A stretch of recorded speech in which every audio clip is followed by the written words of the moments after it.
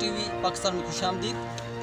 आज आपको मालूम है कि समुद्री तूफ़ान के हवाले से खबरें चल रही हैं।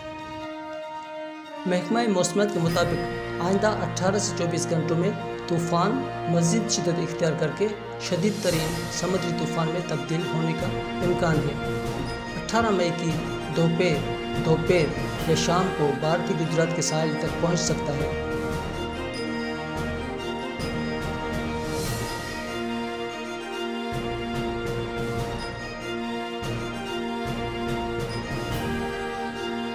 महकमा मौसमियात का कहना है कि 17 से 20 मई के दौरान सिंध के मुख्तलिफ शहरों में तेज़ हवाओं के साथ साथ बारिश का इम्कान है।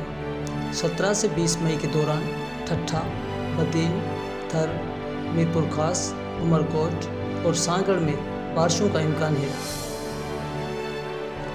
महकमा मौसमियात का कहना है कि हैदराबाद, जामशोरो, शहीद बेनज़ीर आबाद में 18 से 20 मई के दौरान बारिश का इम्कान है, जबकि सक्खर, लाड़काना, शिकारपुर, जैकबाबाद, दादू में भी 18 से 20 मई के दौरान बारिश का इम्कान है।